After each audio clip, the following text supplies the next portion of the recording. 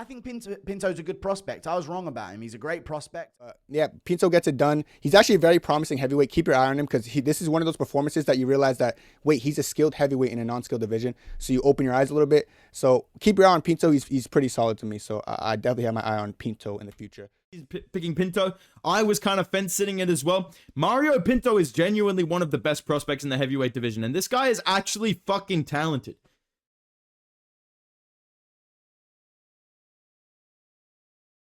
This guy I don't really see anyone talk about, and it actually kind of disgusts me.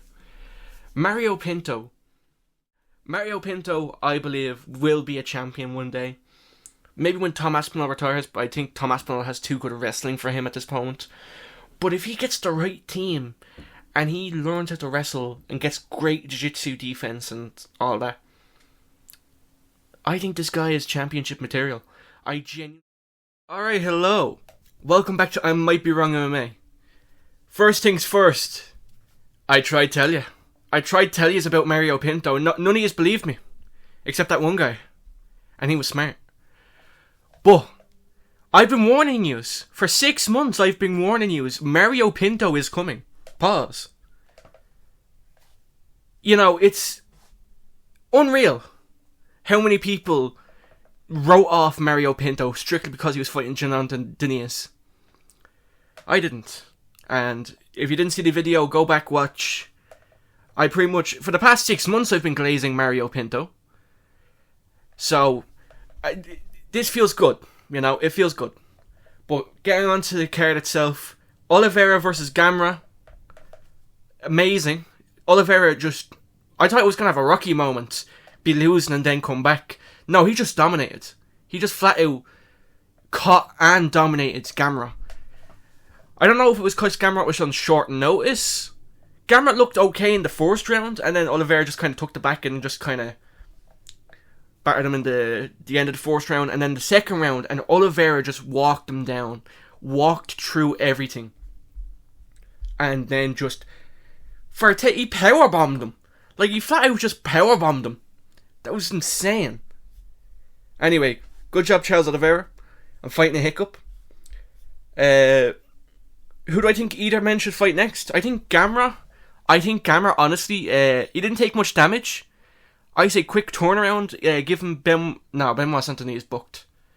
Give him, oh fuck, who could he fight? Chris Duncan. Give him Chris Duncan. Moving on. Oliveira, Max Holloway. Davison Figueiredo, I want to talk about this fight. Montel Jackson had a Leon Rocky Edwards performance, and by that I mean he just kind of sat there at range and fainted at range. I hate why his coach was begging him do something, and he was sitting there, and I swear to God I could see what was going on inside his brain. It was the fucking Patrick Starr carton of milk spilling. I don't know what the fuck that was. He actually threw nothing in the third round besides a leg kick. It says he threw 8 strikes. I don't believe that. I honest to God don't believe that he threw 8 strikes. When I watched it live, I was sure Figgy got the win. When I heard split, I was like, oh, maybe I can fluke a pick. And no, they gave it to Figgy, so fair play Figgy, but that shouldn't have been split. That should have been unanimous. And the thing is, there's going to be a false hype behind Figueiredo now. I still think he didn't look that good. I still think Figueiredo did not look that good, and I think he's not back. I think Jackson just did nothing.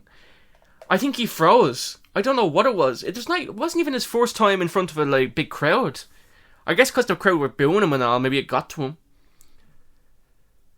God, he hurt Figueiredo as well sometimes. He did hurt Figueiredo at some points in the fight. But he just didn't throw. He didn't commit to anything. He was so worried about the takedown threat, he just stopped entirely.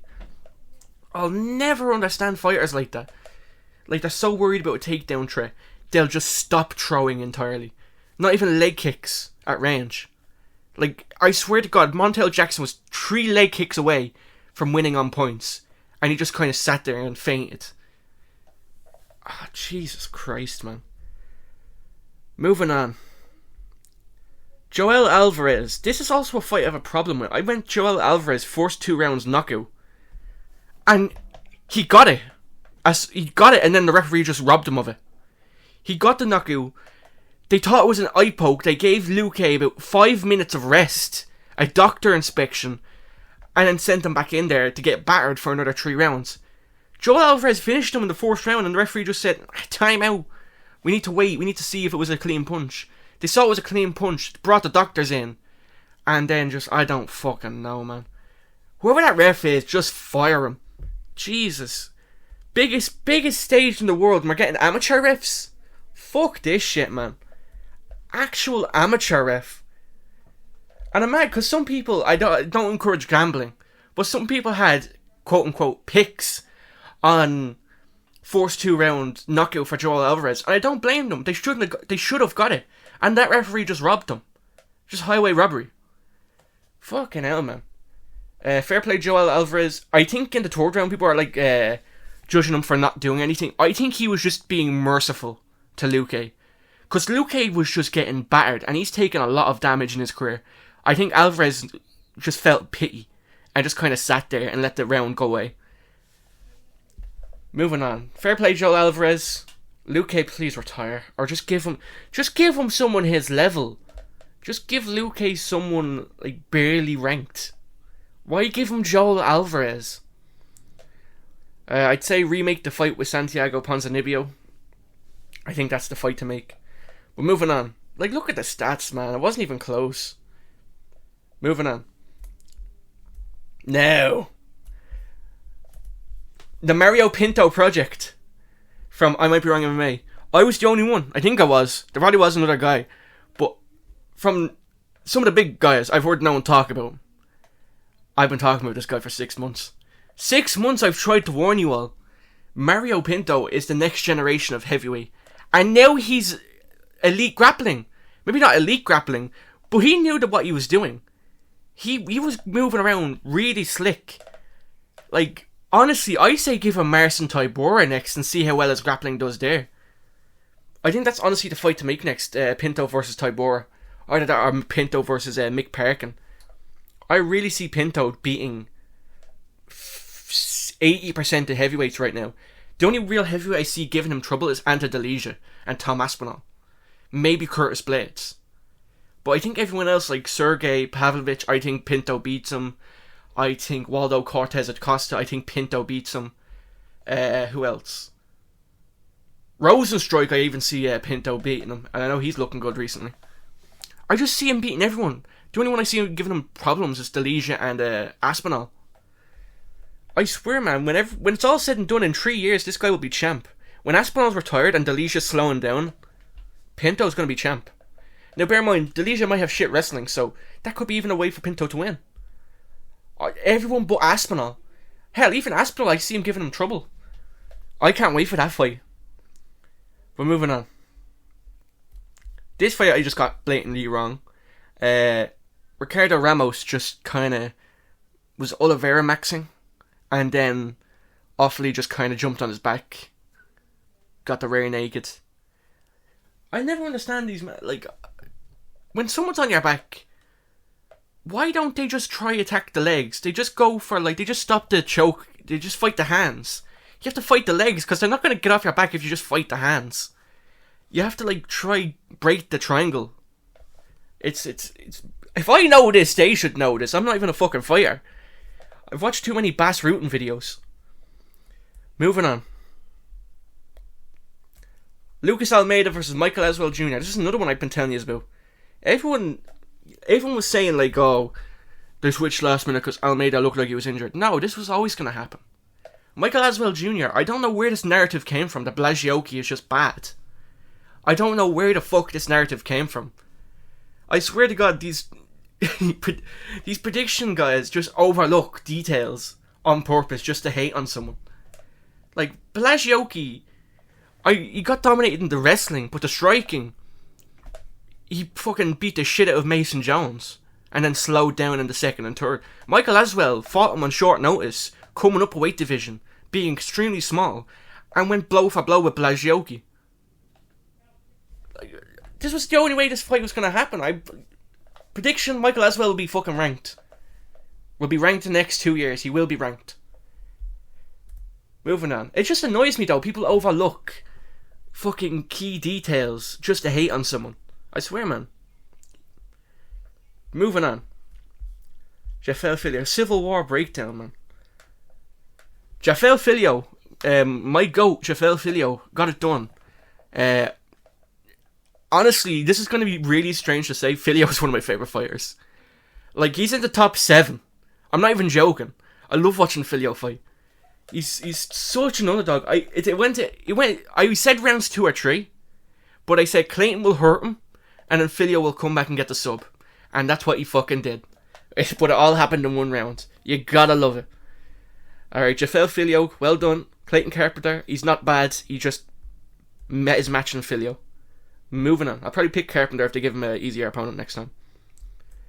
Vitor Petrino just absolutely mauled. This is someone who worries me for Mario Pinto. Although I do think Petrino might be chinny, so that could be a way to win for Pinto. But Petrino himself, honestly, Petrino versus Walter Walker, make that fight, please. That's the fight I want to see. Petrino versus Walter Walker.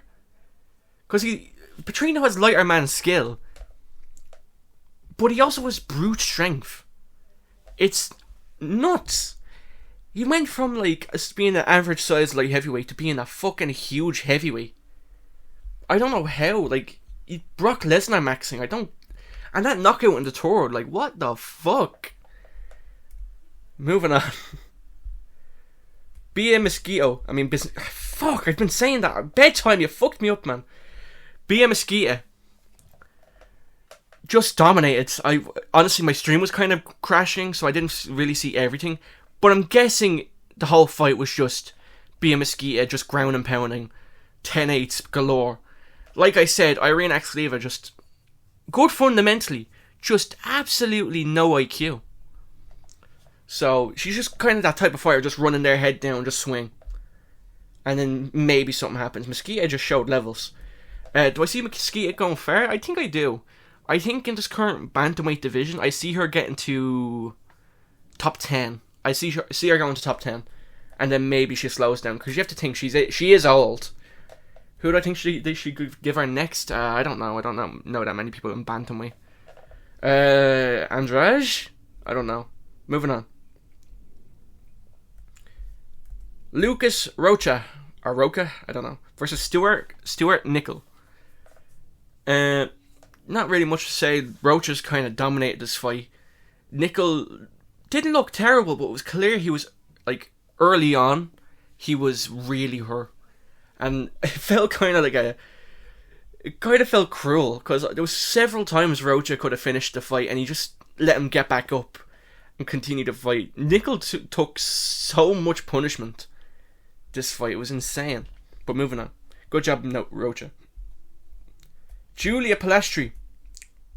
That's the wrong fucking fight. I hate the website, man. Julia Polastri versus Karolina Kowalkiewicz. I think I said knockout or submission, Lee, and that's what happened. I think, anyway. I have to go back and check. But, good job, Julia Polastri. She showed levels. Wang Kong's wins age even well. Karolina, just wrap it up, you know. Just, you're 40 years old. Just wrap it up, man. Luan Lacerda versus Simon Oliveira.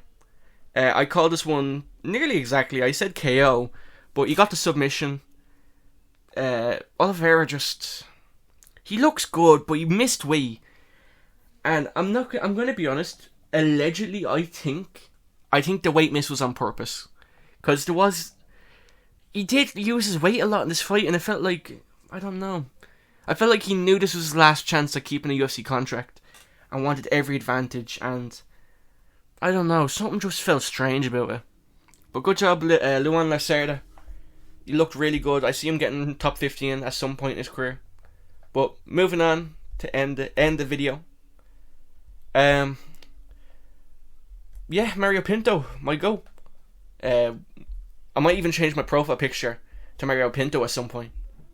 Maybe. But we'll have to wait and see. But the Mario Pinto project has been a success. Oliveira is my lightweight go. The title run starts now. Gamrot, tough luck. Fighting unranked fighter. Give him Chris Duncan. I think Duncan would actually win that fight, to be honest. Yeah, that's been about it. See you guys.